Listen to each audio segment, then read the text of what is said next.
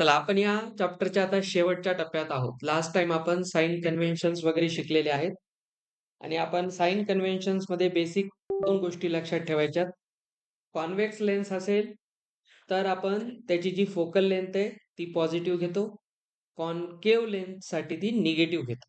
आता हे प्रॉब्लेम सॉल्व्हिंगसाठी खूप इम्पॉर्टंट आहे. आपण एक प्रॉब्लेमही करून पाहणार आहोत. त्यामध्ये सगळ्या गोष्टी काढून पाहायच्यात. लास्ट टाइम आपण 6 केसेस पाहिल्या. इमेज फॉर्मेशन कसं होतं. त्याच्यामध्ये ऑब्जेक्ट कुठे-कुठे ठेवल्यानंतर इमेज कशी बनते, त्यानंतर इमेजचं नेचर काय आहे, साईज काय आहे, मग ती व्हर्च्युअल आहे, रिअल आहे, इरेक्ट आहे, इन्व्हर्टेड आहे, स्मॉलर आहे, लार्जर आहे, पॉइंट साइज्ड आहे, अँड सो ऑन. आता दुसरी महत्वाची गोष्ट इन्सिडेंट लाईटची डायरेक्शन आपण पॉझिटिव्ह घेतो जर इन्सिडेंट लाईटची डायरेक्शन आणि ऑब्जेक्ट हे सेम असतील. ठीक आहे. तर निगेटिव्ह पॉझिटिव्हचा हे चालतो. म्हणजे शक्यतो आपण काय करतो, ऑब्जेक्टचं जे डिस्टन्स आहे ते निगेटिव्ह घेतो. इमेजचं डिस्टन्स सॉल्व्ह करून आपण काढत असतो. आता ते सॉल्व्ह करण्यासाठी एक बेहतरीन असा फॉर्म्युला आहे lens formula. Last time 9th तुम्ही मिरर फॉर्म्युला शिकला होता. मिरर फॉर्म्युल्यासारखाच हा फॉर्म्युला असतो. तिथे प्लस असतं, इथे मायनस आहे. एवढाच फरक असतो दोघांमध्ये. आता इथे जे आपण लिहिलेलं आहे 1/b minus 1/u is 1/f. तर v आहे image distance, object distance, focal length. 3 गोष्टी असतात. बघा image distance, object distance, focal length. आता ही फोकल लेंथ, आता शक्यतो जे u असतं, u आपण नेहमी जनरली काय घेतो, निगेटिव्ह. असं का बरं? कारण आपण काय करत असतो, अशी जर आपण लेन्स ठेवली तर ऑब्जेक्ट इथे ठेवतोय आपण, तर इन्सिडेंट रेची ही डायरेक्शन पॉझिटिव्ह आहे, पण ऑब्जेक्ट या डायरेक्शनला असल्यामुळे इकडे निगेटिव्ह होईल. म्हणून आपण ऑब्जेक्ट डिस्टन्स ते कुठून मोजणार, ऑप्टिकल सेंटर पासून, जे आपण लास्ट टाइम कन्व्हेन्शन मध्ये पाहिलं. तर ओ पासून हे डिस्टन्स मोजलं तर हे डिस्टन्स असेल यू. यू हे डिस्टन्स आहे आणि हे यू डिस्टन्स आपण मोस्ट केसेस मध्ये निगेटिव्ह घेतो. यू निगेटिव्ह येईल नाही येईल हे डिपेंड आहे कॅल्क्युलेशनवर. कधी गोष्ट लक्षात ठेवा, व्ही ला मनाने निगेटिव्ह पॉझिटिव्ह घ्यायचं नाही. जेव्हा जेव्हा व्हेरिएबल्स असतात, आता हे 3 नुसते फॉर्म्युले म्हणून बघू नका, ह्याचे यूज करण्याचे रूल्स आहेत. तर यू जनरली म्हणजे असं समजून चला की तुम्ही निगेटिव्ह घेणार. व्ही कॅल्क्युलेशनवर डिपेंड आहे. इथे मनाने प्लस मायनस घ्यायचं नाही, व्ही ला ॲज अ व्हेरिएबलच ट्रीट करायचं. सर मग एफ कन्व्हेन्शन काय सांगतं, कॉन्व्हेक्स लेन्स जर दिली असेल क्वेश्चन मध्ये तर एफ ला पॉझिटिव्ह घ्यायचं, कॉन्केव्हला निगेटिव्ह घ्यायचं. या 3 गोष्टी इथे प्रॉपरली हँडल करता आल्या की हा फॉर्म्युला आपल्याला वापरता येतो. आता आपण याच्यात एक गोष्टही पुढे पाहणार आहोत. त्याच्यानंतरचा जो कॉन्सेप्ट आहे तो मॅग्निफिकेशन. बरं, लेन्स फॉर्म्युल्यामध्ये एक महत्वाची गोष्ट काय आहे, हा जो फॉर्म्युला असतो व्हॅलिड फॉर, हे लक्षात ठेवायचं नेहमी, valid for all types of lenses and for all positions. समजलं? म्हणजे तुम्ही ऑब्जेक्ट कुठेही ठेवा, कोणतीही लेन्स वापरा. ऑब्जेक्ट इन्फिनिटीला घ्या किंवा आपण जे पाहतो 2f1 च्या मागे घ्या, 2f1 वर घ्या, मध्ये घ्या, f1 वर घ्या, f1 आणि o च्या मध्ये घ्या. At any position and for all types of lenses, मग त्या कॉन्व्हेक्स असो, कॉन्केव्ह असो, बाय कॉन्व्हेक्स असो, प्लेनो कॉन्व्हेक्स असो, प्लेनो कॉन्केव्ह असो, त्याच्या ज्या वेगवेगळ्या टाइप्स आहेत, अशा कोणत्या टाइपच्या असो, सगळ्यासाठी हे व्हॅलिड आहे. हा, कोणत्या व्हीला? नाही नाही नाही, तेच सांगायला. व्हीला काहीच साईन घ्यायचं नाही. व्ही ऑटोमॅटिक साईन येतं आन्सर मध्ये. आपण क्वेश्चन केले की तुम्हाला कळेल. घ्यायचं काय, यू आणि एफ.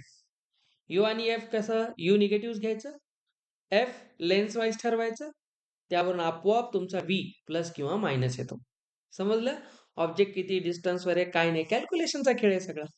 इथे मनाने निगेटिव्ह घ्यायचं नाही हे सांगायला मी, नाही तर मग तुम्ही 100% चुकणार. तर हे सगळ्यासाठी व्हॅलिड आहे. हा फॉर्म्युला आपल्यासाठी खूप महत्वाचा आहे. हा फॉर्म्युला कसा आला काय नाही याचं डेरिवेशन तुम्हाला 12वीला आहे. आता तुम्हाला हे फॉर्म्युला कसा आला याचं डेरिवेशन विचारत नाही 10th स्टँडर्डला. याचं डेरिव्हेशन 12वी बोर्डमध्ये विचारलं जातं. ठीक आहे. आता याचं डेरिव्हेशन कसं आलं? तर याच्यासाठी आपण सिमिलर ट्रायंगलचे सिमिलॅरिटी शिकलो ना 10वीला पहिल्या चॅप्टरमध्ये. त्या ठिकाणी बीपीटी वगैरे लावून ह्याला सॉल्व्ह करतात. ठीक आहे. हे त्याच्याने येतं. जॉमेट्री आहे. आता याच्यानंतरचा जो कॉन्सेप्ट आहे दॅट इज कॉल्ड मॅग्निफिकेशन. आता हा लेन्स फॉर्म्युला म्हणजे आपण ह्याला भिंगाचे सूत्र म्हणतो. मॅग्निफिकेशनला मराठीमध्ये विशालन म्हणतात. विशालन. आपण जे काल जे आपण हे पाहिलं वेगवेगळ्या केसेस पाहिल्या. त्यात आपण शेवटच्या रकान्यात काय स्मॉलर आहे का लार्जर आहे का सेम साईज आहे का पॉइंट साईज आहे. म्हणजे इमेज प्रतिमा ही ऑब्जेक्ट पेक्षा लहान आहे, मोठी आहे का इक्वल आहे.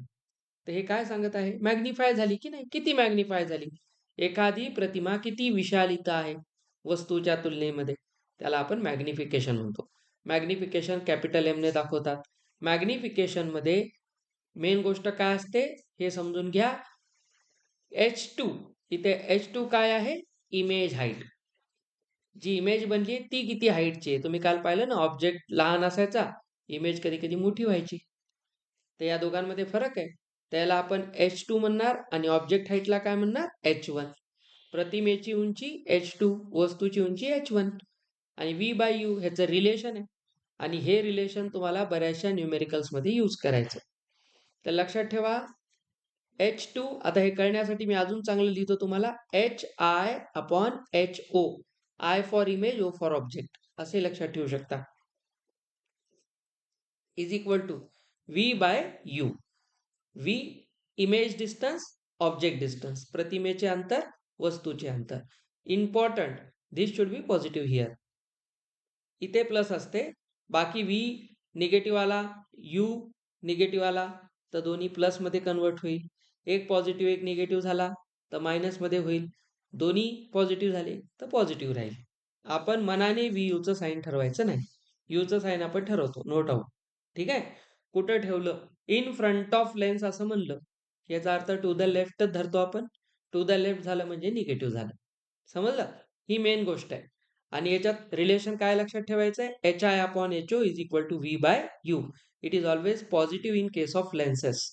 If it is a mirror then V/U must be negative. इथे एक निगेटिव्ह साईन असते, पण आता ते 9th स्टँडर्डला संपलेलं आहे आपल्याला. आता तुम्ही एवढंच लक्षात ठेवायचं. मॅग्निफिकेशन हेच सांगतं की वस्तूपेक्षा त्याची जी इमेज आहे, प्रतिमा आहे, ही किती मोठी किंवा लहान आहे. आपण जे आता तुम्ही काय प्रत्येक वेळी त्याचे रे डायग्राम काढत बसणार का? नाही. तुम्हाला काय करायचंय? मॅथमॅटिकली सांगता आलं पाहिजे की वस्तू कुठे ठेवल्यामुळे इमेज कुठे बनली, ती कशी आहे, मोठी आहे, लहान आहे, प्रिन्सिपल ॲक्सिसच्या वर आहे, खाली आहे. हे जे आपण सगळं सांगतो ना, हे प्रत्येक वेळी चित्र काढत बसायचं नाही आपल्याला. सीबीएसई याचा प्रश्न कसा देते बोर्ड एक्झाम मध्ये? क्वेश्चन सॉल्व्ह करा म्हणते पूर्ण. आता आपण एक करणार आहे आणि मग लगेच म्हणते त्याची रे डायग्राम पण काढा. ते काढायला पण सांगते. तर सीबीएसईचा पेपर टफ असतो, कधीही लक्षात ठेवा. ठीक आहे. आता तुम्ही 2-4 दिवस झाला अनुभव घेतले कसे क्वेश्चन्स घे तुम्ही. आता तसे क्वेश्चन तुम्हालाही घ्यायचे. आता आहे पॉवर ऑफ लेन्स. हा टॉपिक समजला मॅग्निफिकेशन. आता शेवटचा टॉपिक आहे पॉवर ऑफ लेन्स. याला आपण भिंगाची शक्ती म्हणतो. पॉवर म्हणजे शक्ती. पॉवरचा अर्थ आहे वर्क पर युनिट टाइम. कोणताही. आता पॉवरचे खूप सारे फॉर्म्युले आहेत. तुम्ही पुढे चालून फिजिक्समध्ये अजून डिटेलमध्ये शिकाल. तर पॉवर ऑफ लेन्स थोडक्यात काय सांगते की एखादी लेन्स एखाद्या ऑब्जेक्टची जी इमेज आहे ही किती छान बनवू शकते. क्लिअर आहे का ब्लर आहे. आता आपल्याला कधी कधी हा स्पेक्टॅकल वापरून सुद्धा चांगलं दिसायला लागतं, पण काही दिवसांनी आपला जर नंबर बदलला डोळ्याचा, आपण जर काही डिफेक्ट्स झाले, म्हणजे आपण डॉक्टरने सांगितल्याप्रमाणे फक्त चष्मा प्रॉपरली यूज नाही केला, त्यांनी जर सांगितलं की रोज वापरा, ठीक आहे, वापरलाच पाहिजे. सुरुवातीला 2-4 दिवस नको वाटते, पण ठीक आहे ना, आंधळ होण्यापेक्षा बरं आहे. तर हे वापरायचंच कंपल्सरीली. मग त्याच्यासोबत कधी-कधी त्रास झाला तर काय करतात, एखादा आय ड्रॉप देतात, तो वापरला पाहिजे. कधी-कधी आपलं प्रोटीन्स कमी असतात, एखादा विटॅमिन्स कमी, ए विटॅमिन कमी झालेलं असतं, तर आपल्याला काही खायला सांगतात. तर या गोष्टी जर आपण फॉलो करत गेलो, तर आपली जी लेन्स आहे, डोळ्याची लेन्स असेल किंवा या चष्म्याची ही लेन्स असेल, ही प्रॉपरली वस्तूची इमेज बनवेल. वस्तूची इमेज कशी बनते, कुठं बनते, आपण मानवी डोळा जेव्हा ह्युमन आय शिकू या चॅप्टरमध्ये, तेव्हा आपल्याला कळेल. तर लक्षात घ्या, पॉवर ऑफ लेन्स याला मॅथमॅटिकली काय सांगितलेलं आहे, कोणत्याही लेन्सची जी पॉवर असते, शक्ती असते भिंगाची, ती त्याच्या फोकल लेंथच्या इन्व्हर्सली प्रोपोर्शनल असते, reciprocal. F for focal length, त्याला आपण नाभीय अंतर म्हणतो. नाभीय अंतराच्या कशी असते ही व्यस्त असते. म्हणजे सिंपल गोष्ट लक्षात ठेवा आणि सगळ्यात महत्वाचं तिचं युनिट नेहमी एम म्हणजे मीटरमध्ये असतं. फोकल लेंथ नेहमी मीटरमध्ये घ्यायची. परीक्षेत तुम्हाला 100% फसवतात. तिथे काय करतात, फोकल लेंथ देतात सेंटीमीटरमध्ये, मिलीमीटरमध्ये. तर तिथं आहे तसं लिहायचं नाही. तर तुम्हाला आधी त्याला काय करावं लागेल, मीटरमध्ये कन्वर्ट करावं लागेल आणि मग पॉवर काढावं लागेल. आता ही जी पॉवर आहे तिचं युनिट आहे डायऑप्टर. ठीक आहे, लक्षात ठेवा. हे एसआय युनिट आहे. आपण त्याला लिहितो मीटरमध्ये, पण त्याचं ऍक्च्युअल पॉवरचं युनिट काय, डायऑप्टर. इथं लिहिलं बघा, F must be in metres.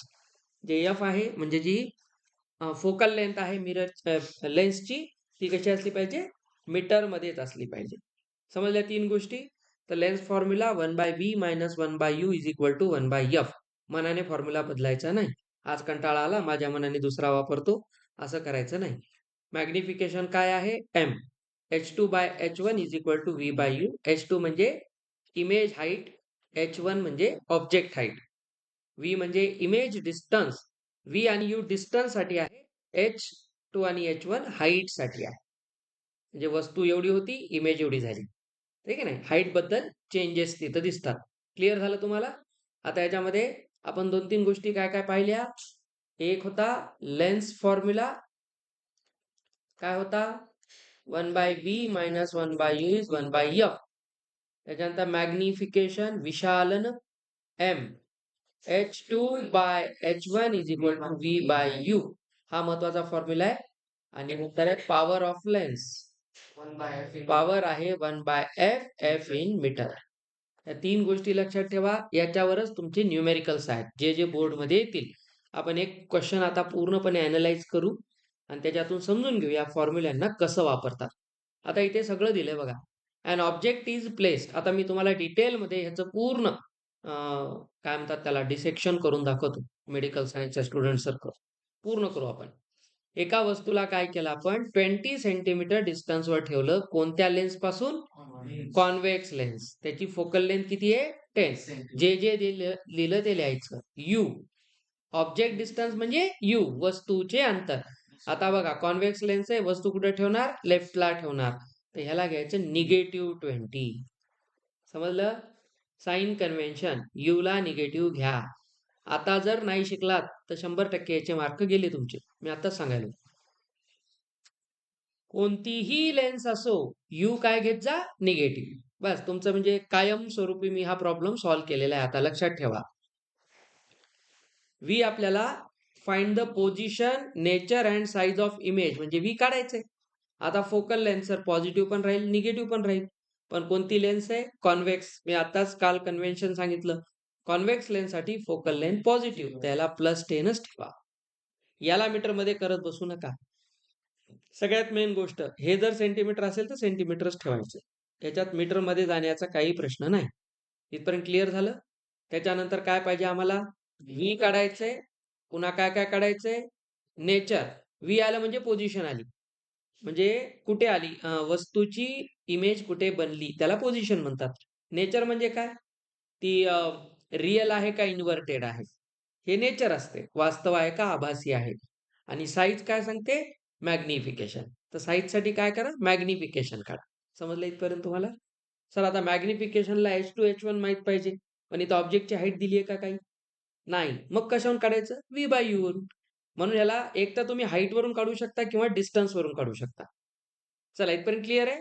आता बघा सगळ्यांनी लक्ष देऊन आपण फॉर्म्युला लावू. 1 - v 1 - u upon 1/f. Minus नाही, सॉरी, हे घेतलं. v ला मनाने काही करायचं नाही, ह्याला ऍज इट इज ठेवायचं. साईन आपोआप येतं, आपोआप येतं, लक्षात घ्या. मॅथमॅटिक्स मध्ये u मात्र कंपल्सरीली निगेटिव्ह. तुम्ही हे करेक्ट ठेवलं तर याचं साईन करेक्ट येते, नाही तर सगळं रॉंग. आणि फोकल लेंथ पॉझिटिव्ह ठेवा. इथपर्यंत कळलं सगळ्यांना. काय काढायचंय मला, आता हे दोन चिन्ह असे जवळजवळ चांगले नाही वाटत. मायनस मायनस प्लस होईल. एवढं तर मॅथ येते ना सगळ्याला. +1/20 ला हाकलूया. +1/20 इकडे येऊन काय होईल, -1/20. आता मस्तपैकी इथे घ्या. 20 मायनस 10 बघा 20 मायनस 10 आणि खाली येईल 200 आलं. तर किती झालं 10 इथं झालं 20 डिवाइड केलं तर 1/b काय आला 1/20 आला. इंटरेस्टिंग गोष्ट बघा इन्व्हर्ट इंटू केलं v किती आलं 20 सांगा v कसं आलं पॉझिटिव्ह. आता आपल्याला माहिती आहे अशी जेव्हा लेन्स आहे तेव्हा आपण पाहिलं की इमेज अशी इकडेच बनत होती आणि बघा या साईडला या डायरेक्शनला पॉझिटिव्ह मानले की नाही आपण तर बघा v ऑटोमॅटिक आलं प्लस. झाला तुझा डाऊट सॉल्व. v ला मनाने प्लस मायनस करायचं नाही. तुम्ही ह्याला प्रॉपर घेतलं की याचा आपोआप साईन येतो आणि हीच या फॉर्म्युलेची जादू आहे. हा जगातला अतिशय सोपा पण पॉवरफुल फॉर्म्युला आहे मिरर आणि लेन्सचा. खूप इंटरेस्टिंग आहे. डॉक्टर किंवा जे स्पेक्टॅकल्स बनवले जातात ऑप्टिकल सेंटरवर ते सगळे याच फॉर्म्युल्याने बनतात. त्याचे सॉफ्टवेअर आहेत. तर आपल्या डोळ्याला कोणत्या फोकल लेन्थचा चष्मा द्यायचा हे डॉक्टर कसं ठरवतात चेक करून सॉफ्टवेअरमध्ये टाकलं की ते सांगते याला असा असा चष्मा लागतो आणि तोच आपल्याला तयार करून दिला जातो. इथपर्यंत कळलं तुम्हाला. आता आपल्याला पाहिजे नेचर. नेचर काय आलं बघा हे पॉझिटिव्ह आहे. पॉझिटिव्ह आहे म्हणजे बघा पॉझिटिव्ह नेहमी कुठे येणार राईटला येणार आणि राईटला आलं म्हणजे कसं आहे रिअल आहे हे की नाही. ऑपोजिट साईडला आलं म्हणजे रिअल आहे. ठीक आहे तुम्ही सगळ्या गोष्टी पहा. मी तुम्हाला अजून याची रे डायग्राम आहे काढून दाखवतो कसं आहे काय नाही. नीट इंटरेस्टिंग असते हे सगळं. नेचर काय झालं मग बघा इमेज कशी आहे रिअल अँड इन्व्हर्टेड. वस्तूची प्रतिमा वास्तव आणि उलट आहे. बर आता लहान आहे का मोठी आहे हे आपल्याला कशावरून कळेल साईजवरून. तर साईज काढण्यासाठी मॅग्निफिकेशन काढा. आता घ्या मॅग्निफिकेशन एम काय होता h2/h1 v/u. तर नेमकं काय वापरायचं आता इथे v आणि u आहे आपल्याकडे विथ सायन्स. विथ सायन्स हा हे लक्षात ठेवा एव्हरीथिंग विथ सायन्स. आता v पॉझिटिव्ह 20 आलेला आहे u निगेटिव्ह 20 आहे. कुछ समजे ही व्हॅल्यू काय आली निगेटिव्ह. मॅग्निफिकेशन निगेटिव्ह म्हणजे काय वस्तू इन्व्हर्टेड आहे आणि इन्व्हर्टेड बघा एक्स च्या खाली आहे आणि आपण काय म्हणलं होतं डाऊनवर्ड्स असेल तर निगेटिव्ह अपवर्ड असेल तर पॉझिटिव्ह. बघा डाऊनवर्ड आहे म्हणून आपोआप निगेटिव्ह आन्सर आले की नाही. हे मॅथमॅटिक्सचा फायदा असतो. तर प्रत्येक वेळी तुम्हाला याची फिगर काढत बसण्याची गरज नाही. तर याच्यावर काय आलं -1 हे -1. आता मला सांगा याच्यावरून तुम्ही एक तर गोष्ट तुम्हाला कळली की -1 आहे हे बघा हे 1/-1 आहे ना म्हणजे 1:1 आहे. म्हणजे बघा जेवढी ऑब्जेक्टची हाईट आहे रेशो सेमचा अर्थ काय असतो जेवढी वस्तू आहे तेवढीच इमेज आहे. सांगा मग ऑब्जेक्ट कुठे ठेवलेला असणार. हा आता आपण पाहिलं की नाही सेम साईज केव्हा येत होतं. कळण्याचा पॉवर किती इंटरेस्टिंग आहे. म्हणून तुम्हाला सांगितलं की अशा क्वेश्चन्सला सॉल्व्ह करताना तुमच्या डोक्यात लगेच ह्याची रे डायग्राम बनली पाहिजे. आता इथं काढा म्हणलं नाही मी तुम्हाला काढून दाखवतो ह्याला काय म्हणायचंय. इथपर्यंत सगळ्याला क्लिअर झालं. हे खूप मेन आहे हा एक चांगला क्वेश्चन आहे. याच्यातून तुमचे सगळे डाऊट्स क्लिअर होतील. काही एक्झाम्पल आपण मुद्दाम घेतलेत पॉवर ऑफ लेन्स हे सगळेच काढायचेत आपल्याला. समजलं तर पहा ह्याच्यावर आपल्याला आता रे डायग्राम जर काढायचे असेल तर आपण एक छोटंसं काम करू मोठीशी फिगर काढू. आता ही कोणती लेन्स आहे कॉन्व्हेक्स आहे. त्याला आपण आता घेऊया एक प्रिन्सिपल ऍक्सिस. आता याचं काय म्हणणं आहे बाबा ऑब्जेक्ट किती दूर ठेवला 20. कुठून मोजायचं हो पासून मोजायचं जे काही मोजायचं ते इथून मोजायचं. याचं म्हणणं आहे कुठे ठेवला 20 वर. म्हणजे बघा बरं हे डिस्टन्स 20 आहे की नाही. इथं मायनस का लिहू नका सर आम्हाला माहिती लेफ्टला आहे तर उगाच मायनस लिहिण्यात काही पॉईंट नाही. हे प्लस मायनस लिहायचं केव्हा जेव्हा फिगर आपल्याला माहित नाही. आता इथं दिसायलाच ना लेफ्टला तर उगाच हा सर लेफ्टला आहे म्हणून मी मायनस लिहायलो काही गरज नाही. दिसायला लेफ्टला आहेच. डिस्टन्स शब्द आहे थोडं लक्ष द्या. डिस्टन्स इज नेवर निगेटिव्ह और पॉझिटिव्ह. सर मग प्लस मायनस आन्सर का घ्यायला ऐका हेच तर कळत नाही पोरायला. तुमच्या गुरुजीला विचारा शाळेतल्या सुट्टी देत नाही सुट्टीच्या दिवशी त्यांना विचारा की सर आपण तर डिस्टन्स म्हणालो मग प्लस मायनस का घ्यायलो आहे की नाही. लॉजिकल क्वेश्चन मॅग्निट्यूडला डायरेक्शनची काय गरज आहे? हेच सांगायलो. अरे डायरेक्शन आहे त्याने डिस्प्लेसमेंट म्हणायला पाहिजे. अरे बापू, physics is not as easy as you think. ठीक आहे? You should think critically. Tension घेऊ नका. तुमच्या शाळेत विचारा, मी तुम्हाला आन्सर सांगतो. मोशन चॅप्टर मध्ये लावायची. हा, मोशन चॅप्टर मध्ये पण लावायची. हा, आपण हे का लावतो हे सांगतो तुम्हाला. तिथे शब्द डिस्टन्स वापरायलो आपण, किती दूर याच्यासाठी डिस्टन्स लावायलो. पण प्लस मायनसचा अर्थ काय असते बरं सांगा. मोजायलो कुठून आपण? याला आपण ओरिजिन मानले. ओरिजिन म्हणजे zero. This is language of vectors. हे इमेज डिस्टन्स, ऑब्जेक्ट डिस्टन्स हे सगळे वेक्टर्स आहेत. आणि कुठलाही पार्टिकल, या पूर्ण प्लेन मधला पार्टिकल आपण जेव्हा मोजतो किती दूर आहे, तेव्हा आपण वेक्टर वापरतो आणि तो असतो पोझिशन वेक्टर. आणि पोझिशन वेक्टर प्लस मायनस मध्ये असतो. हे म्हणायला डिस्टन्स शब्द आहे. आता ह्याचं तुम्हाला पूर्ण रिझनिंग कळते 12वीला गेलं. समजलं? आता तुम्हाला शब्द वापरलाय 10वीला डिस्टन्स, पण आजपर्यंत तुमच्या डोक्यात आली का ही शंका? सर डिस्टन्स म्हणाले प्लस मायनस का घ्यायले? त्याचं कारण आहे, आपण क्रिटिकल थिंकिंग करत नाही. जे पुस्तकात दिले ते मानायचं आणि पुढे चालायचं. पुस्तकात चूक नाही दिलं, पण तसं का दिलं? त्याचं थोडं थिंकिंग करा. किमान प्रश्न येऊ द्या तुमच्या डोक्यात. उत्तर नाही आलं तर नाही आलं आता. सगळे उत्तर मिळतात पुढच्या क्लासेसमध्ये. अजून खूप शिकायचंय. बिलकुल कोणी समजू नका.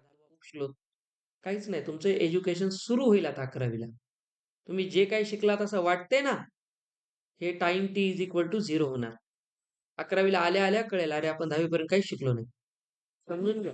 जेवढं शिकलो वाटते ना, इट जस्ट युअर स्टार्ट. खरं एज्युकेशन इथून पुढचे 10 वर्ष असते शिकणाऱ्यासाठी. हा, नाही तर इथे सोडून देतात काही जण. आता लक्षात घ्या, हे डिस्टन्स नसतं ऍक्च्युली. हे काय असते? वेक्टर असते. मी जर म्हणलं चला मी हा पेन इथं धरलाय, आता या पेनचं मला या रूम मध्ये पोझिशन सांगायची. आता रूम तर 3D आहे. त्या 3D मध्ये XYZ मध्ये सांगावं लागेल. 9वीला शिकलेला आठवा. कुठंतरी ओरिजिन माना. त्या कोपऱ्याला ओरिजिन मानलं तर मला पेन पर्यंत यायसाठी काय करावं लागेल? एक्स मध्ये एवढा आलो, फरशीवर आहे मी खाली आता, आणि ऑब्जेक्ट हवेत आहे. आधी फरशीहून कुठं आलो? एक्स. मग ह्याच्या खाली आलो वाय. मग आलो झेड. आलं याचं x comma y comma Z. बघा, मला याची पोझिशन ठरवण्यासाठी किती रेषा माराव्या लागल्या? 3. वेक्टर काय म्हणते? कितनी मेहनत कर रहा है? इधर जा रहा है, इधर जा रहा है, इधर जा रहा है, पेट्रोल जा रहा है तेरा पूरा, सीधा वहां से यहां एक लाइन से कनेक्ट कर दे. ये होता है वेक्टर. जेव्हा ओरिजिन पासून मी एका स्ट्रेट लाईनने ऑब्जेक्टला जोडतो, याला म्हणतात पोझिशन वेक्टर. पोझिशन वेक्टर काय करते? तुम्ही जे जनरल कोऑर्डिनेट जॉमेट्री मध्ये डिस्टन्सेस काढता, त्याला एकदम सिम्प्लिफाय करून टाकते. म्हणजे जे क्वेश्चन तुम्ही कोऑर्डिनेट जॉमेट्री वापरून एक पेजने काढता, जवळपास 15-20 स्टेप करून काढता, वेक्टर त्याला 2 स्टेप मध्ये काढते. ही वेक्टरची पॉवर आहे. एवढं लहानपणापासून नुसते शब्द ऐकतो आपण, वेक्टर स्केलर, सदिश अदिश, सदिश अदिश, हे की नाही? ते सदिश अदिश हे तर खरे हिरो आहेत 11वी-12वीचे. ट्रिग्नोमेट्री, वेक्टर्स, कॅल्क्युलस, 3 ज्याला जमले तो झाला खरा किंग सायन्स फॅकल्टीचा. कळलं? चलो, कुठेही जा, ह्याच्या सुटका नाही. मी नेहमी सांगतो, तुम्ही मॅथ्सला सोडाल, मॅथ तुम्हाला कधीच नाही सोडणार. आता पहा, याचं काय म्हणणं आहे? ऑब्जेक्ट किती दूर ठेवला? 20. इमेज आहे किती बनली? 20 राईटला. कळते ना? व्ही बघा, व्ही पॉझिटिव्ह आला. सर हा कोण आहे? यू. आणि हा कोण आहे? व्ही. कळलं इथपर्यंत? याचं म्हणणं असं होतं, सर ऑब्जेक्ट एवढा होता, बघा इमेज तेवढीच आहे. कारण बघा 1:1. तुम्हीच बघा ना, वर जेवढा नंबर आहे तेवढाच खाली आहे, म्हणजे 1:1 आले की नाही? फक्त एवढं कळलं तुम्हाला की व्ही पॉझिटिव्ह आहे, यू निगेटिव्ह आहे. तुम्ही म्हणताल आता मला लहान लेकरासारखं शिकू नका की सर डिनॉमिनेटरला तर निगेटिव्ह नसते. ठीक आहे, असं नसते. यू निगेटिव्ह आहे, त्याला यू मध्ये दाखवा. हे काय आपण रॅशनल नंबर शिकणार? तर यू निगेटिव्ह आहे ना, त्याला खाली दाखवायचं, खालीच दाखवा. हे क्लिअर सांगते यू निगेटिव्ह आहे. उगाच मनाने घेऊन इथे घेतलं तर व्ही निगेटिव्ह व्हायला, त्याची पोझिशनच बदलायली सरळ. आपल्या मनाने असे बदलायचे नाही काही पण. फक्त हे -1 काय सांगते? जेवढी ऑब्जेक्टची हाईट आहे तेवढीच इमेजची हाईट आहे. आणि हे केव्हा पॉसिबल असते? हा, म्हणजे ऑब्जेक्ट आम्ही ठेवलाय 2F1 वर, तर इमेज कुठं बनणार? 2F2 वर. समजलं? हा याचा फायदा आहे. हे एवढं आपण बोललो आता एवढे जे या क्वेश्चन मधून एवढ्या गोष्टी शिकता आल्या. क्लिअर झाले डाऊट आता सगळे? या फॉर्म्युल्याला क्रिटिकली वापरा. Let us go with new question. बघायला तेच केले. व्ही काय आलं बघा, +20. बघा magnification -1, image is same size of object. ठीक आहे, ते पूर्ण सॉल्व्ह केले आपण. नाव नेक्स्ट क्वेश्चन, आणि हे महत्वाचं आहे. Question is from power of the lens. आपण तिन्ही गोष्टी वापरल्या ना आता. हे दोन प्रश्न जरी नीट समजून घेतला तर पुस्तकातले सगळे सॉल्व्ह होतात. दोन लेन्स आहेत. हा एक महत्वाची गोष्ट ऐका. दोन लेन्स आहेत, त्यांच्या फोकल लेंथ किती आहेत? 20 आणि 40. त्यांना कॉन्टॅक्ट मध्ये ठेवलं तर पॉवर त्याच्या कॉम्बिनेशनचं काय असेल? नीट ऐका, आता जे सांगतोय त्याच्याकडे लक्ष द्या. त्याचं सरळ असं म्हणणं आहे की ही पहिली लेन्स आहे आणि एक दुसरी लेन्स आहे. दोन लेन्स अशा कॉन्टॅक्ट मध्ये ठेवल्या. समजलं? तर आपल्याला माहिती आहे प्रत्येक लेन्सला स्वतःची एक पॉवर असते. पॉवर कशाबद्दल बोलते? की ती किती मॅग्निफाय करू शकते, किती क्लिअर करू शकते इमेजला. That is called power. आता तुम्हाला जर असं म्हणलं की याची पॉवर काढायची आहे, तर मला याची फोकल लेंथ माहिती आहे. ह्याला आपण F1 म्हणूया. याची फोकल लेंथ किती आहे? 20. याची फोकल लेंथ किती आहे? 40. आणि पॉवर ऑफ लेन्थ जी असते ही पॉझिटिव्ह निगेटिव्ह धरत नाही. ठीक आहे, तर याच्यामध्ये तुम्ही प्लस मायनसच्या फंद्यात पडू नका. आता नीट ऐका, पीचा फॉर्म्युला काय? 1/f. मुलं चूक करतात, हे दिले सेंटीमीटर मध्ये, तर ही चूक नाही झाली पाहिजे. हा, F1 आहे 20 सेंटीमीटर. सर सेंटीमीटरचं मीटर आमच्या नांदेडला करतात डिवाइड करून 100 ने, तर 0.2 मीटर येईल. हे खूप छान. सेकंड काय येईल बेटा? 0.4 मीटर येईल. अरे बाबा 40 आहे ना. झालं, तर सांगा पहिलं पॉवर 1 काय येईल? 1/F1 मीटर केले. आता खाली किती लिहा? 0.2. सर म्हणजे काय? खालचा पॉइंट उडवला, वर 10 झाले, म्हणजे याची पॉवर झाली 5 डायोप्टर. डायोप्टर मध्ये मोजतात, डी ने लिहितात. इथपर्यंत कळलं सगळ्यांना? छान. सेकंड पॉवर साठी काय कराल? 1/F2. जे जे सांगायलो ते लक्ष देऊन ऐका. वर झालं 10, खाली झालं 4, हे होते 2.5. बघा फोकल लेंथ वाढली म्हणजे पॉवर कमी झालं. का बरं असं? फोकल लेंथ वाढली म्हणजे फोकस दूर गेला, आणि जेवढा फोकस दूर जाईल तेवढी इमेज ब्लर व्हायला लागेल, म्हणून त्याची पॉवर कमी व्हायला लागेल. हे सगळं मॅथमॅटिकली कळलं पाहिजे. हा सर आम्ही नुसतं पाठ केलं, लिहिलं, पाठ केलेलं, असं असं सायन्स शिकता येत नाही. फिजिक्स फिजिक्स फक्त मॅथ नाही वापरत. फिजिक्स सांगते जे मॅथ वापरायलात ना, ते तुम्हाला कळलं का सांगा. त्याचं सिग्निफिकन्स पाहते. हे निगेटिव्ह यायले म्हणजे काय? मॅथ सांगते प्लस यायले मायनस यायले, फिजिक्स मध्ये सांगा मायनस काय यायले. कळायले? हे आहे, फक्त मॅथ्स लावून फिजिक्स संपत नसते. फिजिक्सला शिकण्यासाठी स्वतःची एक टेक्निक असते. सर मग कॉम्बिनेशनचा काय रूल आहे? कधी 2, 3, 4, 5, 6 जगात कितीही लेन्स राहू द्या, when they are kept in contact then their power is their algebraic sum. दोन्ही पॉवर्सला ऍड करा. पहिल्याचा पॉवर किती आहे? 5. याचं किती आहे? 1.5. तर याची पॉवर ऑफ लेन्स असेल 7.5 डायोप्टर. दिख गया? कॉन्टॅक्ट मध्ये नसतील. हा, कॉन्टॅक्ट मध्ये नसेल तर मधलं डिस्टन्स काढून त्याला कॉन्टॅक्ट मध्ये आणतात, तेवढं सबट्रॅक्ट करून. पॉवर ऑफ लेन्स जेव्हा काढायची असते तेव्हा कॉन्टॅक्ट मध्येच असले पाहिजे. क्लिअर? आता बघायचं आन्सर किती आलं? 7.5. तुम्ही P1 प्लस P2 तेव्हाच करू शकता जेव्हा ते कॉन्टॅक्ट मध्ये आहेत. आता हे दोन लेन्स साठी होतं. अशा 50 लेन्स राहू शकतात एका बाजूला. त्या सगळ्या असं का काढायचं असते? पॉवर ऑफ लेन्सचं कॉम्बिनेशन का काढतात? आता हा चष्मा आहे, याच्यामध्ये लेन्स आहे, माझ्या डोळ्यात एक लेन्स आहे, म्हणजे किती लेन्स झाल्या? 2. कॉन्टॅक्ट मध्ये आहेत आता या. याचा अर्थ असा नाही की डोळा फोडून याला मध्ये घेऊन जायचं, हे की नाही. हे कॉन्टॅक्ट मध्येच आहेत. याची पॉवर P1, डोळ्याची पॉवर P2, दोन्ही मिळून झाला P, आणि या एकत्रित पॉवरने मला वस्तू दिसायली क्लिअर. तर मी आता ऍक्च्युअल पॉवर क्लिअर झालं. चॅप्टर संपतो.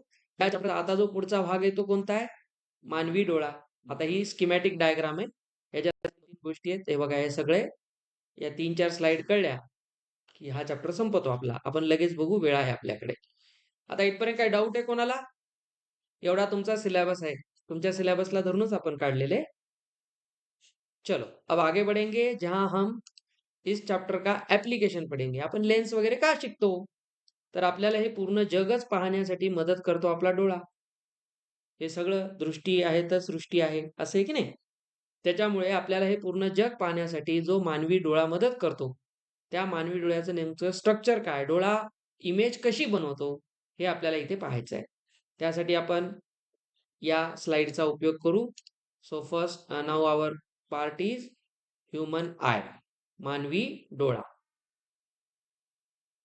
आता हा जो आपला मानवी डोळा आहे, पुस्तकात खूप कॉम्प्लिकेटेड आहे. ही याची स्कीमॅटिक डायग्राम आहे तुम्हाला फक्त कळण्यासाठी. ठीक आहे. याला एसव्हीजी फिगर म्हणतात. एसव्हीजी म्हणजे स्केलेबल वेक्टर ग्राफिक. आता याचे आहे इथे आपल्यासाठी काही महत्वाचे कॉन्सेप्ट जे तुमच्या बुकमध्ये आहेत तेच आहेत. लांबलचक पानभर लिहिण्यापेक्षा आपण त्याला पॉइंट्समध्ये कन्वर्ट केले.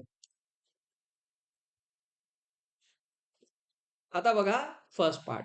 आता हा आहे आपला डोळा, डोळ्याचं एक स्ट्रक्चर. तर याच्यामध्ये बघा हा जो ब्ल्यू कलरचा पोर्शन आहे ती आपल्या डोळ्याची लेन्स आहे, आय लेन्स. हा प्रिन्सिपल ऍक्सिस आहे, कळतो? डॉटेडचा अर्थ काय? इमॅजिनरी आहे. आणि सगळ्यात मागं रेटिना आहे. याचं काय काम आहे? इमेजला रेटू रेटू इथं आणणं. है की नाही? ते रेटिना. ह्याला रेटून इथं आणलं. रेटिना काय असते? याला दृष्टीपटल म्हणतात. दृष्टीपटल म्हणजे जिथे ऍक्च्युली वस्तू आपली इमेज बनते. आता मी तुम्हाला दिसायलो त्याचा आणि स्पष्ट दिसायलो. म्हणजे पाहून असं वाटायले की हे कुलकर्णी सर आहेत, ओळखू यायलेत. हे की नाही? तर म्हणजे याचा अर्थ काय? आपली इमेज करेक्ट कुठं बनलेली आहे? रेटिनावर. जर कोणाला पाहताना असं डोळे चोळावं लागायलेत, ब्लर व्हायले, याचा अर्थ याच्यात काहीतरी प्रॉब्लेम झाला. तर जोपर्यंत इमेज कुठे बनत नाही? रेटिनावर, तोपर्यंत मानवी डोळ्याला वस्तू नीट दिसत नाही. मग काय करा बनत नसेल तर? मी आता म्हणल्यासारखं रेटिनावर त्याला रेटत घेऊन जा. आता त्याला रेटत न्यायचं काम कोण करते? लेन्स. तर डोळ्याचे मेन मेन भाग काय आहेत? सगळ्यात पहिल्यांदा कॉर्निया. कॉर्निया ज्याला दृष्टीपटल पारपटल म्हणतात, म्हणजे सगळ्यात बाहेरचा भाग. कॉर्निया. ट्रान्सपरंट मेम्ब्रन, एक पारदर्शक पडदा असतो हा आपल्या डोळ्याचा. हा जो सगळ्यात बाहेरचा पडदा आहे त्याला आपण कॉर्निया म्हणतो. ट्रान्सपरंट आहे, ट्रान्सपरंट असलाच पाहिजे. हा ओपेक असेल तर लाईट डोळ्यात कसं जाईल? आहे की नाही? ह्याला आपण जर मस्त पीओपी पुट्टी वॉल करून बंद करून टाकलं तर काय दिसणार? काय मध्ये ऑब्जेक्टच जायचं, इमेजच जायची नाही. ठीक आहे. चला, ट्रान्सपरंट मेम्ब्रेन आहे त्याला काय म्हणतात? कॉर्निया. काय होते इथं बघा? Maximum refraction happens here. जेवढं रिफ्रॅक्शन आता म्हणणं का सर म्हणजे काय? नाही, उलट्या हाताने मारतो आता, खूप दिवस झाले चुकले. रिफ्रॅक्शन अपवर्तन काय होते? लाईट कुठून येते बघा? एअर मधून. आपला डोळा डेन्सर आहे. रेअरर टू डेन्सर जाताना लाईट चेंज करणार आपला रस्ता, त्यालाच रिफ्रॅक्शन म्हणतात. म्हणजे लाईटचं जे बेंडिंग आहे, प्रकाशाचा किरण जेवढा काय करणार आपला मार्ग बदलणार, तो जास्तीत जास्त कुठे बदलतो? कॉर्नियामध्ये. त्याच्यानंतर तो बदलणं एवढं सोपं नाहीये. का बरं? कारण तो गेला डेन्सर मीडियम मध्ये. आपल्या डोळ्यामध्ये खूप सारे घटक आहेत दुसरे. हा अतिशय कॉम्प्लिकेटेड ऑर्गन आहे आपल्या बॉडीचा. ठीक आहे? खूप कॉम्प्लिकेटेड आहे. म्हणून बघा स्पेशल डोळ्याचा डॉक्टर बनणं खूप मोठी गोष्ट आहे. तर ह्याच्यामध्ये जेवढे काही स्टोरी चालते ही आपल्या कल्पनेच्या बाहेर आहे. ह्याच्यात खूप साऱ्या अजून गोष्टी असतात. आता ते तुमच्या सिलेबसमध्ये एवढ्या नाहीयेत, पण एन-सी-आर-टीमध्ये याची काही नावं दिलेली आहेत. आता तेवढ्यामध्ये जाऊ नका. तर सगळ्यात मेन कॉर्निया काय असतं? ट्रान्सपरंट मेम्ब्रेन असतो, लक्षात ठेवा. आणि आपल्याला लाईटचं जास्तीत जास्त रिफ्रॅक्शन कोण करून आणतो? कॉर्निया. त्याच्यानंतर आहे iris, dark fleshy screen behind cornea. म्हणजे कोण? तो काळा बॉल. आपल्या पांढऱ्या डोळ्यावर जो काळा सर्कल आहे दॅट इज आयरिस. ठीक आहे? हे आयरिस आहे. डार्क आहे की नाही? डार्क म्हणजे एकदम डार्क असा तो काळा. बिहाइंड कॉर्निया, बिहाइंड आहे, एकदम वर नाही. त्या पडद्याच्या जस्ट मागे आहे. एकदम त्याला लागूनच आहे. म्हणजे समजा हा पडदा संपल्याबरोबर इथं त्याला जोडलेलं आहे. ह्याचं काय काम आहे? Controls pupil size. आता प्युपिल कोण आहे? Hole in the centre of iris. आपल्या डोळ्याच्या मध्ये जो ब्लॅक सर्कल आहे त्याच्यामध्ये एक व्हाईट डॉट असतो सेंटरला. बघा कधी एखाद्याच्या डोळ्यात पाहिल्यानंतर जो सेंटरला व्हाईट कलर स्पॉट दिसतो, त्याच्यात आपल्याला ऍक्च्युली दिसतं, तर तो एक होल असतो. तर ते कव्हर केलेलं आहे म्हणून दिसत नाही. ठीक आहे ना? तर ॲक्चुअली तो होल आहे नॅचरली. फार डेंजर काम आहे हे. तर तो होल असतो. त्याला आपण म्हणतो प्युपिल. ठीक आहे. तर ह्याला नेत्रगोल म्हणतात बेटा किंवा नेत्रभिंग पण म्हणतात. आपलं नेत्रगोलच. त्याच्यामध्ये काय असतं एक बारीकसं छिद्र असतं. आता याचं काय काम आहे? बरं, हा जो प्युपिल आहे ह्याला ॲडजस्ट करायचं काम कोण करतो? आयरिस. आता हे पाठच करायचंय. मी जसं आहे तसं सांगायलो. हे काय फिजिक्स नाही, बायोलॉजी आहे. बायोलॉजीमध्ये वाय असं म्हणता येत नाही. तर ते देवालाच विचारावं लागेल, आज का बनवलं म्हणून. आहे की नाही? आता ते म्हणाय, की पंपिंग आता हार्टचं तुम्ही पाहिले. एक ऑर्टा असते, आहे की नाही? महाधमनी. तिथून मग रक्त जातं, मग लंग्सकडे जातं. तिथूनच का जातं? असं कसं विचारता येईल? त्याचं काही रिझन नाही. आता ते देवाने केलेलं मेकॅनिझम आहे. ते आता यानं जमवलं इथे एक होल असतो सेंटरला तो रेग्युलेट करतो. करतो. नंदी बैलासारखी मान हलवायची. एक्स्ट्रा प्रश्न विचारायचा नाही. ह्याच्यानंतर हे आपल्या डोळ्याच्या मध्ये गेलं. आता हे दिसत नाही. दिसणारे भाग हे 3 आहेत. ठीक आहे. हे डायरेक्ट बाहेर बाहेर दिसणारे 3 भाग आहेत. आता आयलेन्स बघायसाठी घरी जाऊन डोळा बाहेर काढून बघावं लागेल. तर आपल्या डोळ्याच्या आत आहे. आता हा इनर पार्ट डबल कॉन्व्हेक्स असतो. म्हणजे काय सर? डबल कॉन्व्हेक्सचा अर्थ आहे आतापर्यंत आपण काढलेला कॉन्व्हेक्स. मी ज्याला कॉन्व्हेक्स कॉन्व्हेक्स म्हणालो त्याला डबल कॉन्व्हेक्स म्हणतात. म्हणजे बघा, इकडे पण फुगीर आहे इकडून दोन्ही बाजूने बाहेर फुगलेला. म्हणून त्याचं नाव याला मराठीत द्विबहिर्वक्र म्हणतात. द्विबहिर्वक्र दोन्हीकडून. सर वेगळा पण असतो का? बिलकुल असतो. हा एक सेकंड. याला म्हणतात नाही हा कोणता आहे? Plano convex.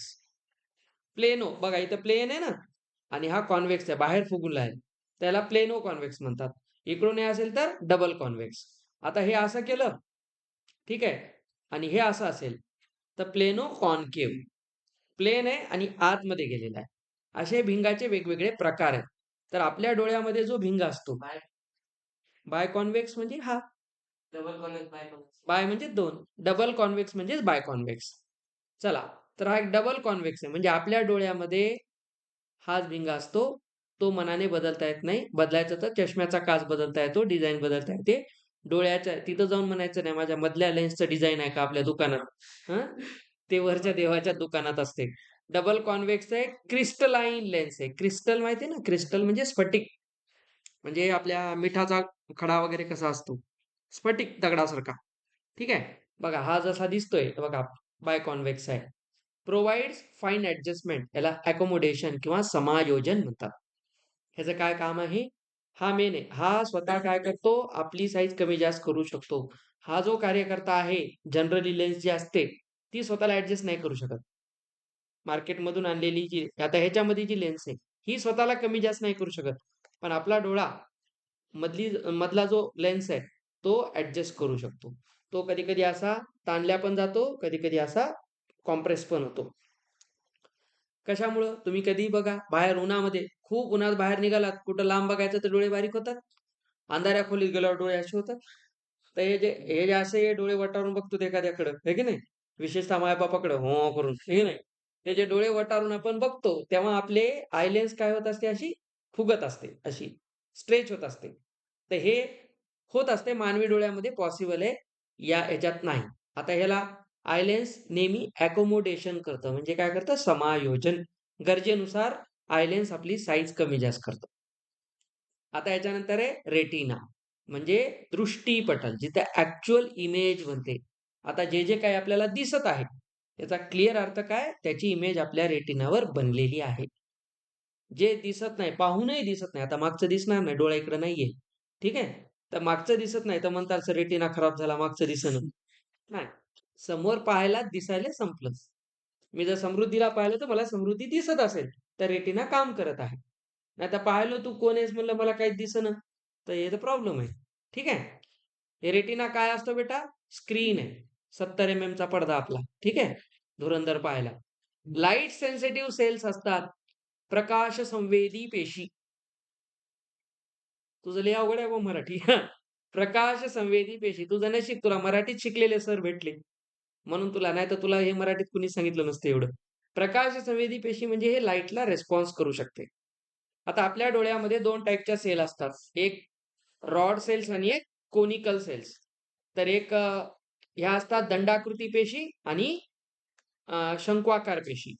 2 आहेत. हे जे रॉड सेल्स असतात, हे जर आपल्या डोळ्यामध्ये नसतील, तर आपली दृष्टी काम करत नाही आणि कोनिकल सेल्स जर आपल्या खराब झाल्या, तर आपल्याला दिसतं, पण ब्लॅक एंड व्हाईट. आपल्याला कलर नाही कळत. ठीक आहे? किंवा एखादा पर्टिक्युलर कलर दिसतो, बाकीचे कलर नीट दिसत नाहीत. मार्क झुकरबर्ग Facebookचा फाउंडर, त्याला हा प्रॉब्लेम आहे. तो कलर ब्लाइंड आहे. ठीक आहे? तो थोडासा कलर ब्लाइंड आहे. त्याला ब्लू कलर चांगला दिसतो म्हणून Facebookचा लोगो एफ ब्लूमध्ये आहे. आता मालक आहे ना तो म्हणून. त्याला हा प्रॉब्लेम आहे. काय बेटा रस्ता विसरला होता काय? असं नसते रे. हां. आता जे जन्मतः ब्लाइंड आहेत, त्यांच्यामध्ये या सेल्स आल्या नाही किंवा डेव्हलप नाही झाल्या. जन्मतः. बाय बर्थ काही ब्लाइंड होऊ शकतात. आता बाकीचे ॲक्सिडेंटली होतात. आता ब्लाइंड होण्यामागे फक्त रॉड सेलचाच प्रॉब्लेम नाही. ॲक्सिडेंट पण असतो. एखाद्या वेळेस मेंदूला मार लागला. आता मेंदूमध्ये आपल्या खूप सारे सगळे स्पॉट आहेत. आपली थिंकिंग आहे, आपल्यामध्ये आर्टिस्टिक व्ह्यू आहे. आपला डावा आणि उजवा मेंदू आपण हे सगळे शिकलोय. एखाद्याला गणित चांगलं जमतं, त्याचा लेफ्ट साइडेड मेंदू चांगला चालतो. म्हणजे आमचा थोडा लेफ्टचा चांगला आहे म्हणून आम्हाला मॅथ जमते. जे चांगले सिंगर पुन्हा पेंटर असतात, त्यांचा राईट चांगला असतो. ॲक्टर्स त्यांचा हे फार राईट चांगला असतो. तर प्रत्येकाचे वेगवेगळे ते रिझन पण आहेत आणि रिजन पण आहेत. तर ह्याच्यानंतर आहे सिलिरी मसल्स. ठीक आहे. आता हे कोणते स्नायू आहेत हे सिलिरी स्नायू म्हणजे हे स्नायू काय करतात मी जे आता बोललो आपली आयलेन्स जी कमी जास्त करू शकते स्वतःची साईज ती कोणाच्या मदतीने या मसल्सच्या change the curvature of the lens curvature म्हणजे हा कर्व हा कर्व कधी कधी असा जास्त मोठा होईल कधी कधी असा तो लांबट होईल समजलं तर हे दोन्हीही कमी जास्त करण्याचं काम कोणाच्या हातात आहे सिलिरी मसल्सचं आहे आणि हे फोकस ऑन नियर ऑर फार ऑब्जेक्ट खूप दूरचा ऑब्जेक्ट बघायचा आहे तर आपण असं करून बघतो का ठीक आहे किंवा असं करून बघतो तर खूप जास्त प्रकाश असेल तर आपोआप डोळे बारीक होतात अंधार असेल तर डोळे असे ताठर होतात तर हे सगळं नियर आणि फार ऑब्जेक्ट्स त्याची इमेज रेटिनावर प्रॉपरली येण्यासाठी आपण हे करतो ते हे आपल्या डोळ्याचे भाग आहेत सगळे ते मेन मेन आहेत समजले प्रत्येकाचं काय काम आहे छान याच्यानंतर आपण पुढच्या भागाकडे जाऊ आता आपल्या डोळ्यामध्ये सगळं दिसतं कसं काय नाही तर मी जे तुम्हाला सांगितलं की इमेज कशी बनते तर सगळ्यात मेन काय होत असतं आता तुम्ही ह्याच्यावर या परत एकदा सगळ्यात आधी एक ऑब्जेक्ट आहे इथं कुठेतरी लांब ऑब्जेक्ट कडून काय येणार इन्सिडेंट रे येणार तो कुठे येणार लेन्सवर लेन्स त्याचं काय करणार रिफ्रॅक्शन आणि मग इकडे त्याचा फोकस येणार आता आपला जो फोकस आहे तो रेटिना असतो ठीक आहे रेटिना इज द फोकस म्हणजे इमेज जर बनायची असेल प्रॉपरली तर काय व्हायला पाहिजे रेटिनावर यायला पाहिजे म्हणजे मी जर इथं ऑब्जेक्ट ठेवला असा आणि इथून जर असा त्या ऑब्जेक्टचा एक हे काढला आणि याचं झालं रिफ्रॅक्शन आणि ते करेक्ट इथं येऊन भेटलं तर इमेज बनते अशा पद्धतीने आपला डोळा काम करतो बरं रेटिनावर डायरेक्ट इमेज नाही बनत आधी काय होत असतं रिफ्रॅक्शन होतं आणि इथे असतात आपल्या ऑप्टिकल नर्व्स प्रकाश संवेदी पेशी जशा ह्या लाईट सेन्सिटिव्ह सेल्स आणि ते असतात आपले नर्व्ह सेल्स तुम्ही आता बायोलॉजीमध्ये शिकलेले नर्व्ह सेल्स आहे की नाही तर चेतापेशी आपल्या चेतना देणाऱ्या आता हे काय करतात अगोदर तो लाईट कुठं जातो तो कशावर पडतो या सेल्सवर आपल्या नर्व्ह सेल्सवर मग नर्व्ह सेल्स कोणाकडे जातात ब्रेनकडे मेंदूकडे मेंदू काय करतो अॅनलाइज करतो काय आहे त्याचा अर्थ लावतो आणि मग मेंदू कमांड देतो आणि मग इमेज रेटिनावर बनते तर रेटिनावर डायरेक्ट कधीच इमेज बनत नाही आलेला लाईट आधी कुठं जाणार ब्रेनकडे आपल्याला जे काही कळतं समजतं हे सगळं ब्रेन कडून आल्याशिवाय होत नाही ते प्रोसेसिंग आहे तिथं फाईल पास झाली तरच पुढच्या टेबलला जाते तर ब्रेन आधी सांगणार हा चला इथे पाहिलो काय घड्याळ आहे हा मला ब्रेननं सांगितलं हे घड्याळ आहे तर त्याची इमेज बनली ती रेटिनावर बनली तर आपल्याला कोणती वस्तू दिसते अशी ओके आता दिसण्यामध्ये काही प्रॉब्लेम असतात तर ते आहेत आजार त्याला आपण म्हणतो डिफेक्ट्स इन विजन दृष्टीदोष ठीक आहे ना त्यात पहिला आहे नियर सायटेडनेस निकटदृष्टिता त्याला मायोपिया म्हणतात आता याच्यामध्ये काय नावावतच आहे निकटदृष्टिता म्हणजे जवळचं दिसतं दूरचं नीट दिसत नाही ज्यांना जवळचं प्रॉपर दिसतं पण दूरचं दिसत नाही त्या लोकांना हा आजार असतो बघा इथं दिलंय can see near by objects clearly, जवळच्या वस्तू स्पष्टपणे दिसतात. Distant objects appear indistinct, distant म्हणजे दूरच्या वस्तू, स्पष्ट दिसत नाही. तर नावात कळतं निकटदृष्टिता म्हणजे जवळचं दिसणे, निकट म्हणजे जवळ. इंग्लिशचा मायोपियानं काहीच अर्थ लागत नाही, म्हणजे काय, तर याचं नाव तुम्ही असं लक्षात ठेवलं ना कळतं. ठीक आहे. आता बघा काय कारण असेल, आपला जो आयबॉल असतो तो एलॉंगेट होतो, म्हणजे आपला नेत्रगोल एलॉंगेट होतो, म्हणजे लंबाकार म्हणतो, असा तो ताणल्या जातो. सिंपल गोष्ट आहे. और lens curvature increases, curvature increases, curve आधी असा होता तो असा झाला, बघा इन्क्रीज झाला, कर्व मोठा झाला, त्यामुळे काय होतं, image forms in front of retina. अब ध्यान से देखना क्या हो गया. नॉर्मल माणसाच्या डोळ्यात काय व्हायला पाहिजे होतं, ऐका मी जे जे सांगायलो तिकडे लक्ष द्या. हा रेटिना आहे, समजलं, आणि इथे कोण आहे, लेन्स आहे. हा कोण आहे, प्रिन्सिपल ऍक्सिस. हा ऑब्जेक्ट, लाईट आला इथे आला, आणि इमेज कुठं जायला पाहिजे होती, इथे. प्रॉब्लेम काय होतो, इन फ्रंट ऑफ रेटिना, इथे फोकस येतो. फोकस इथे यायला पाहिजे होता, फोकस अलीकडे सरकला. का अलीकडे सरकला, हा जो नेत्रगोल आहे ना थोडासा असा झाला, एलॉंगेट झाला, पसरला तो थोडासा, तो इथं झाला. मग मला सांगा ह्याचा अर्थ काय आहे, याचं याचं जे कन्व्हर्जन्स आहे ते कमी झालं, अलीकडेच आला ना तो, म्हणजे त्याची कन्व्हर्जिंग पॉवर वाढली, सॉरी, तो लवकर कन्व्हर्ज व्हायला घाई करतोय पटकन फोकसवर येण्याची. मग आपल्याला काय करावं लागेल, त्याला थोडं डायव्हर्ज करावं लागेल. अलीकडेच भेटतोय ना, तर आपल्याला याचा रस्ता थोडासा लांबवावा लागेल. मग आता डायव्हर्ज करण्यासाठी कोणता लेन्स आहे, कॉन्केव्ह आहे. बघा खाली कोणता लावलाय, समजलं. कधी सिंपल गोष्ट लक्षात ठेवा, जवळचं दिसणाऱ्या माणसांना काय प्रॉब्लेम असतो, वस्तूची प्रतिमा बनते दृष्टीपटलाच्या अलीकडे, म्हणजे कोणाच्या, रेटिनाच्या फ्रंट समोर बनते. याचा अर्थ काय झालं, कन्व्हर्जन जास्त झालं, म्हणजे आपला जो हा लेन्स आहे तो लवकर कन्व्हर्ज करतो. आपली काय इच्छा आहे, त्यानं डायव्हर्ज केलं पाहिजे. म्हणजे काय झालं बघा, डायरेक्ट म्हणजे हा जर रस्त्यात नसता तर इमेज कशी बनत होती, ऑब्जेक्ट आला, लेन्सवर आला, आणि तो इथेच भेटला. त्याला ऍक्च्युली कुठं जायचं, इथे, पण तो अलीकडे भेटला. मग डॉक्टरनं काय सांगितलं, अरे तुझी इमेज अलीकडे बनते, आपल्याला त्याला मागं ढकलावं लागेल. मागं ढकलण्यासाठी आपल्याला त्या लाईटला आधी काय करावं लागेल, रस्त्याचे काम चालू आहे, वळण रस्ता वापरा, त्याचं डायरेक्शन आपल्याला बदलावं लागेल. ऐका बेटा, ऐका ऐका, आपण डॉक्टर नाही झालो अजून.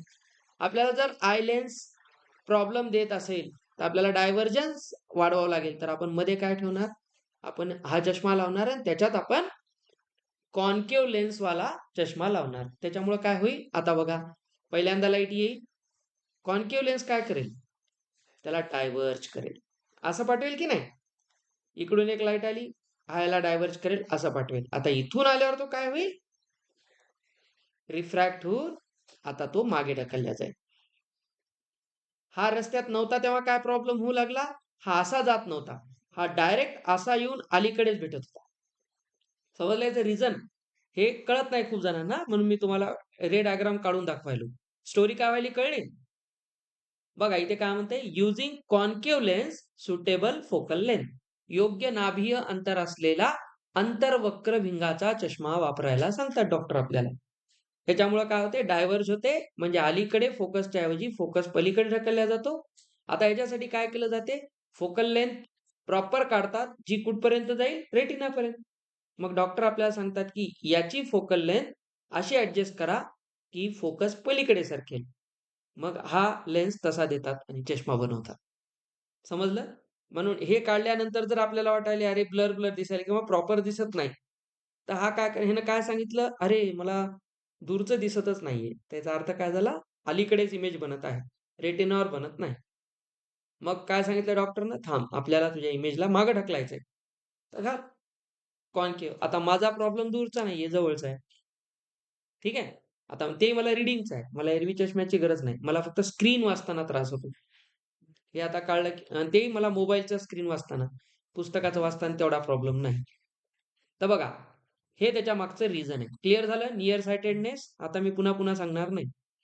ह्याच्यानंतरचा जो आजार आहे तो कोणता आहे बघा? हायपर मेट्रोपिया. दूरदृष्टीता, फार सायटेडनेस. याचा अर्थ उलट आहे ना, या माणसाला दूरचं छान दिसतं, जवळचं नाही. We are the patients. है की नाही? तुमच्या समोर मी आहे तसा. आणि खूप सारे लोक आहेत ज्यांना हा प्रॉब्लेम असतो. फार सायटेडनेस हा जो प्रॉब्लेम आहे, ह्याच्यात अजून दुसरे 2 प्रॉब्लेम असतात. एक प्रिग्मॅटिझम एक असतं, एक प्रेसबायोपिया एक असतं. आता ते 2 पण आहेत. मी तुम्हाला सांगतो इथं स्लाइडमध्ये नसले तरी. आधी याचा अर्थ समजून घ्या. चला तिथं काय व्हायचं? त्याच्या कंपॅरिझनमध्ये ह्याला चेक करू. तिथे जवळचं दिसायचं, दूरचं नाही. इथे उलट होईल. दूरचं दिसतं, जवळचं नाही. हे थोडं चमत्कारिक वाटते की नाही? तर जवळचं दिसतं, दूरचं दिसते कसं शक्य आहे? काय बिमारी आहे त्याला कोण काय करणार? ठीक आहे. बायोलॉजीमध्ये आगाऊ प्रश्न विचारायचे नाही. आहे तर हो, आहे तर आहे. संपलं. नंदी बैल व्हायचं. आता बघा, तिथं काय व्हायचा प्रॉब्लेम? जो आयबॉल आहे तो एलॉंगेट व्हायचा. इथे काय होते बघा, आयबॉल फ्लॅट होतो. असा होऊन जातो. कर्व्हेचर डिक्रीज होते. बघा कर्व्हेचर डिक्रीज झालं म्हणजे काय झालं? हां. Image forms behind the retina. आधी कुठे यायची? फ्रंट. दृष्टिपटलाच्या आधीच यायचं. आता काय? त्याच्याही पलीकडे चाललंय. म्हणजे ज्याला जिथे यायचं तिथं नकोच. म्हणजे ॲक्चुअली ह्याला काय व्हायचं होतं? बघा नॉर्मल आय काय केला असता? इथे, इथे कोण आहे? Retina R. हा आपला आय लेन्स. हे इथंच असणार. ऑब्जेक्ट आला, नीट बघा. हा इथं येऊन, हा थोडा लवकर कॉन्व्हेक्स व्हायच्या ऐवजी उशिरा होतो. तो गेला रेटिनाच्या मागं. कळलं तुम्हाला? मग आता डॉक्टरला काय लक्षात आलं? अरे, ह्याला अलीकडेच आपल्याला कन्व्हर्ज करावं लागेल आणि कन्व्हर्ज करण्यासाठी कोण बेस्ट आहे? Convex lens. म्हणून डॉक्टरनं काय सांगितलं? एक कॉन्व्हेक्स लेन्स लावा. कॉन्व्हेक्स लेन्स काय करेल? ही लाईट आली, तर याचं काय काम आहे? इकडे ढकलणे. कॉन्केव्ह असा ढकलत होता ना? तर हा काय करेल? हां, तू काय कर, हा नसता तेव्हा काय होऊ लागला? असा येऊन हा मागे जाऊ लागला. तर यानं काय सांगितलं? तू इथं ये. इथं आल्यानंतर परत एकदा तो येईल आणि इथं करेक्ट जाईल. म्हणजे याचं 2 वेळा रिफ्रॅक्शन व्हायले का पहा? एकदा इथं झालं आणि एकदा इथं झालं. बरं, दोनदा बेंड होईल ना नॉर्मलला? असं पहिल्यांदा आलं पहिलं बेंडिंग, दुसरं बेंडिंग. त्याच्यामुळं काय झालं? याच्यामध्ये तो जो लांब अंतर पार करत होता, बेंड झाल्यामुळं काय झालं? अलीकडे आला. दुसऱ्यांदा बेंड झाल्यामुळे अजून अलीकडे आला आणि प्रॉपर कुठं आला? रेटिनावर. हे त्याच्या मागचं कारण आहे. तर डॉक्टर सांगतात, योग्य नाभी अंतराचा बहिर्वक्र भिंगाचा चष्मा वापरा. कॉन्व्हेक्स लेन्स वापरा. क्लिअर? तर हे आजार असे होतात. याच्यानंतर 2 आजार असतात. त्यातला एकच तुमच्या सिलेबसच्या दृष्टीने लक्षात ठेवा. प्रेसबायोपिया. कोणता? प्रेसबायोपिया. आता हा काय आजार आहे? Old age sight problem.